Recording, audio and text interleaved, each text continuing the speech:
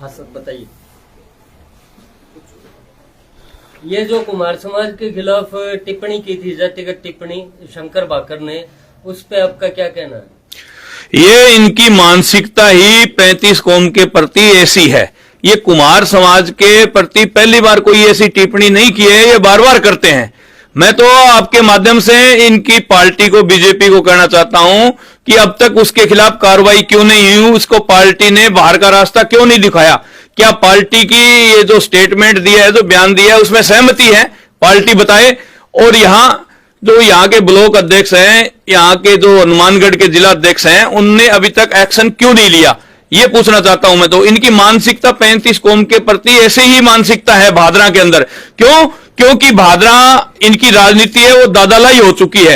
ये समझते हैं 35 कौम के लोग तो यहां कुछ है ही नहीं, नाम मात्र के सिर्फ वोटर हैं। क्योंकि इनके सामने आज तक किसी ने ढोल की मांडी नहीं मांडी, तो उसको इन लोगों ने कमजोर करने का काम किया। तो मेरा तो एक ही कहना है कि कुम्हार समाज के जो प्रति शंकर भाकर ने जो टिप्पणी की है, उसकी कड़े शब्दों में निंदा करता हूं और आगे के लिए उनकी पार्टी उनके खिलाफ एक्शन ले या न ले, चेतावनी भरे शब्दों में कह रहा हूं, हमें जवाब भी देना आता है, हाथों से भी देना आता है और जुबान से भी देना आता है। बोले सर, कानूनी कार्रवाई कुमार समाज द्वारा कई जगह FIR कराई गई है। आप भी क्या जयपुर, आप राष्ट्रीय अध्यक्ष करणी सेना के पूरे भारतवर्ष में जाते हैं, आप क्या? जयपुर हम सीएम हाउस से सीएम साहब को लिखेंगे, राष्ट्रीय करणी सेना की तरफ से प्रदेश अध्यक्ष को भी मैं अवगत करा दूंगा, मैं राष्ट्रीय अध्यक्ष हूं। हम भी कार्रवाई की मांग करेंगे, पर कार्रवाई कौन करे? कार्रवाई करे कौन? जहां एक ही जाति के पूरे अधिकारी नीचे से लेकर ऊपर तक भरे हुए हो, वहां कार्रवाई कौन करेगा?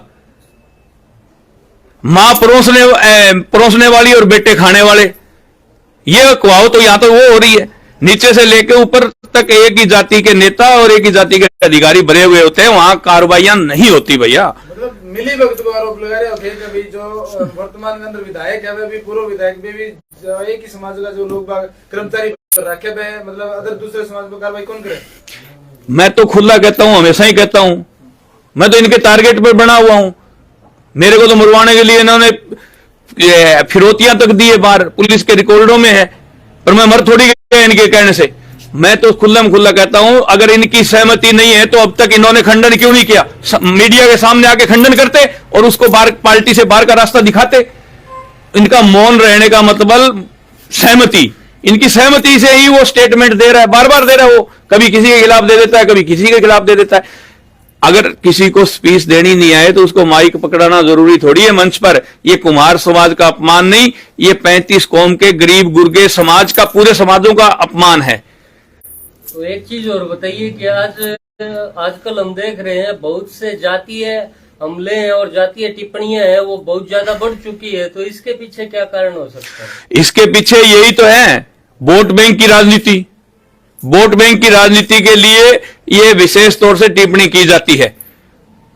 एक जाति को खुश करने के लिए दूसरी जाति के वोट लो और उसके खिलाफ टिप्पणी करो, ये परंपरा पड़ी हुई है इन पार्टियों में। और उसी से अरे यहां विकास करवाइए ना। अब भादरा के हालात देख लो ना आप। मैं आता हूं इधर से, जयपुर से आता हूं, तो ये सावा रोड देख लो आप। अगर कट मार के जाओगे तो कलाना रोड देख लो, किराड़ा रोड देख लो, अड़ाइला रोड देख लो, मेलिया, अगर आप बोधला से मेलिया होके कालवास जाते हो तो वो रोड देख लो, आधी फुट के गड्ढे हैं। अगर राजगढ़ होके जाना चाहते हो, झुंझुनू होके, तो उसमें गड्ढे हैं। कौन सा रोड? विकास नाम की यह चीज ही नहीं है। विकास तो घर में नाम ही नहीं निकलाते ये किसी का।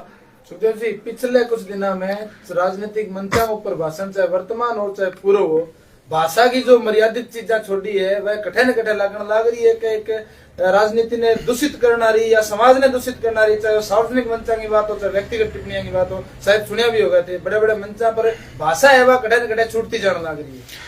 ये आपकी बात सही है। ये वोट बैंक के लिए, ये अपनी जाति को खुश करने के लिए दूसरी जाति के खिलाफ हमेशा बोलते रहते हैं, हमेशा बोलते रहते हैं, स्टेटमेंट देते हैं, हम विरोध करते हैं। आपने देखा होगा यहां मुकदमे तक दर्ज नहीं होते थे। 35 कौम की बहन बेटियों की इज्जत तार तार कर दी जाती थी। मैं दरी बिछा करके SDM कार्यालय आगे मैं बैठा रहता था, थाने के आगे मैं बैठे रहता था। जब जाकर के यहाँ एफआईआर दर्ज होती थी। अभी उस पर थोड़ा अंकुश लगा है, पर आज भी SC ST और गरीब तबका है, उसके खिलाफ यहाँ के थानों का रिकॉर्ड उठा के देख लो, कितनी एफआईआर पेंडिंग पड़ी है जिन पे कार्रवाई नहीं, और कार्रवाई के नाम पर दोनों समाजों को दबा करके, बिठा करके, दूसरी पार्टी पर दबाव बना करके यहाँ राजीनामे प्रस्तुत किए जाते हैं और करवाए जाते हैं। आपके सामने है, आप लोग तो देखते हो। तो मैं तो यही चाहता हूं कि भादरा हमेशा राजनीति में एक अलग हटके इसकी भादरा की पहचान रही है, और वो अलग हट करके पहचान रहे। ये जो जातीय स्टेटमेंट दे रहे हैं, ऐसे नेताओं को बाहर का रास्ता दिखाया जाए। सर, जो भाजपा पार्टी के किसान मोर्चा के मंडल अध्यक्ष शंकरलाल भाकर, 27 तारीख को ये घटना थी, अभी तक आज 2 तारीख हो चुकी, तकरीबन 6 दिन होने को है। अभी तक किसी पार्टी के बड़े नेता, जिला अध्यक्ष या यहाँ की पार्टी के जो बड़े नेता है, उनका कोई बयान नहीं आना। क्या आपको लगता है कि वो अपने आप में एक अहंकार है उनमें, कि उन्हें कोई मतलब ही नहीं है? उनमें अहंकार भी है, ईगो भी है, और वो कहते हैं कि कहां जाएंगे कहां, वोट गिरने के लिए तो हम ही आएंगे। कोई दूसरी पार्टी, दूसरी 35 कौम में किसी को टिकट ही नहीं मिलती, तो उनमें अहंकार है, बोले मुझे नहीं तो तुझे, तुझे नहीं तो मुझे। तो उनमें अहंकार है इस बात का कि कोई, ये पार्टियां जो राष्ट्रीय पार्टियां, ये दूसरे को टिकट ही नहीं देती, एक ही समाज में टिकट देती है, और एक ही समाज के लोग 8-8 लोग यहां खड़े होते हैं। वोट है इनके सारे 80,000 बताते हैं, किसी को 1.5 लाख बताते हैं, किसी को 1.25 लाख बताते हैं, किसी को 80,000 वोट है, और 8 लोग खड़े होते हैं एक ही समाज के। तो इसलिए आज 35 कौम की अनदेखी है भादरा के अंदर। तो सर एक बात, 35 कौम की अनदेखी हो रही है, तो आप मौका आ रहा है 2023 में, उस पे आपका क्या संदेश है? मैं कहूं 2023 का आने वाला चुनाव है, उसमें इनको दिखाएंगे चमत्कार को नमस्कार है, और 35 कौम एक जगह हो गई ना, तो ये स्टेटमेंट देना छोड़ तो माइक पकड़ना भूल जाएंगे। स्टेटमेंट देना तो दूर की बात है, माइक ही पकड़ना भूल जाएंगे।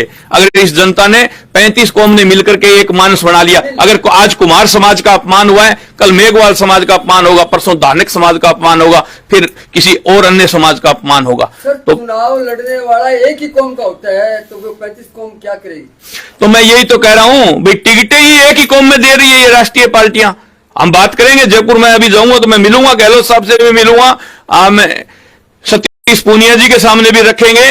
और जो ये कुमार समाज के खिलाफ टिप्पणी है, ये अकेले कुमार समाज के खिलाफ नहीं, हर गरीब दबके तुबके समाज के खिलाफ ये टिप्पणी है, इसकी हम कड़े शब्दों में निंदा करेंगे। करणी सेना के पदाधिकारी भारतीय जनता पार्टी में बड़े लेवल पर है, क्या आप उनसे बातचीत करेंगे कि यहाँ के जो पूरी की पूरी कार्यकारिणी पर एक्शन लिया जाए इस प्रकार के बयान से? मैं बताऊं आपको, एक्शन कौन लेगा जब एक ही जाति के स्टेटमेंट देने वाले हों, और एक ही जाति के अधिकारी हों, और एक ही जाति के नेता हो, तो नीचे से लेकर प्रदेश अध्यक्ष तक इन्हीं के हैं, कौन एक्शन लेगा इनके ऊपर? तो एक चीज और बताइए कि राष्ट्रीय करणी सेना के आप अध्यक्ष हो, और मान लो यहाँ का प्रशासन और सरकार इस चीज के ऊपर कोई कार्रवाई नहीं करे, या फिर बीजेपी की जो राज्य अध्यक्ष है वो कोई कार्रवाई नहीं करे, तो उसके बाद में राष्ट्रीय करणी सेना क्या स्टेप उठाएगी इस मुद्दे को लेकर? इस मुद्दे को लेकर के हम एक अल्टीमेटम देंगे लिखित में कल।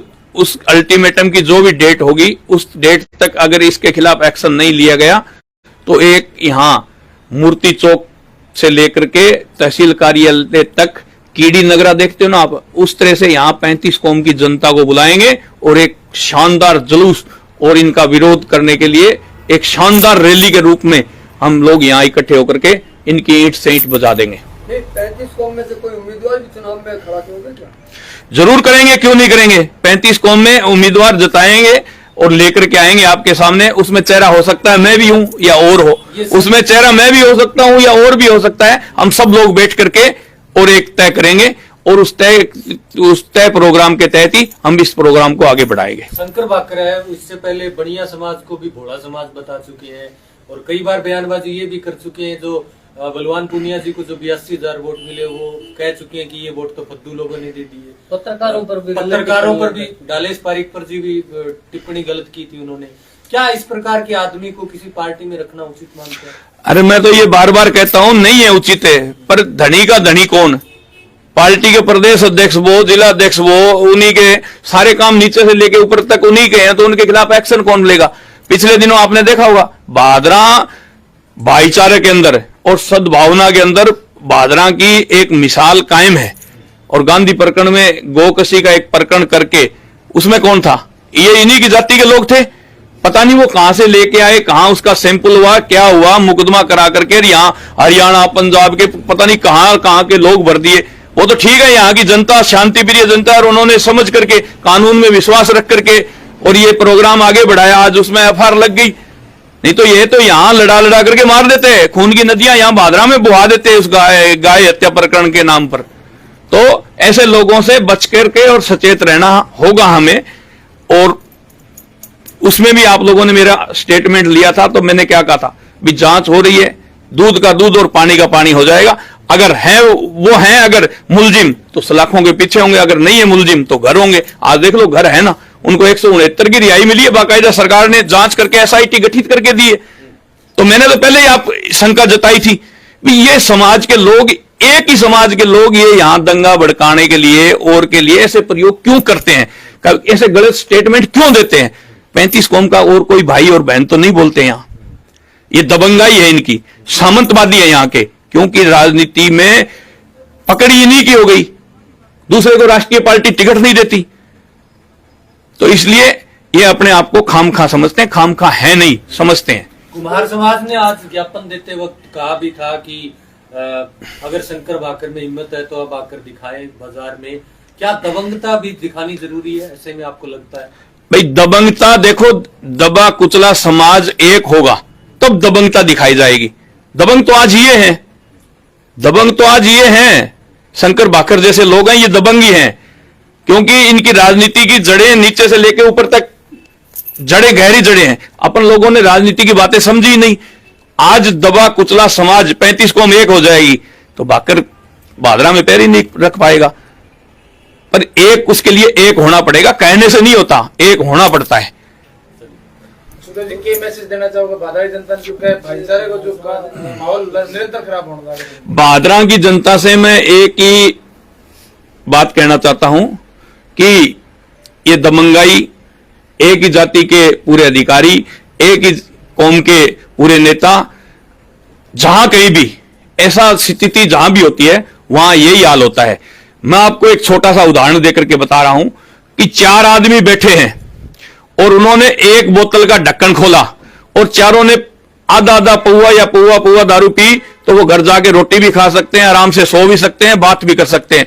और वही बोतल एक आदमी पूरी गटक लेगा तो वो ना बात कर पाएगा, ना खाना खा पाएगा, ना सो पाएगा, कहीं नाली पर पड़ा मिलेगा। तो वही हालात इनकी है। इनको अपन ने इतना पावर दे दी, इस जाति को अपन ने इतनी पावर दे दी कि इनके इतना नशा हो गया कि ये किसी को कुछ समझते नहीं। इनका नशा आने वाली 2023 में आप लोगों को उतारना पड़ेगा, सबको एक होकर।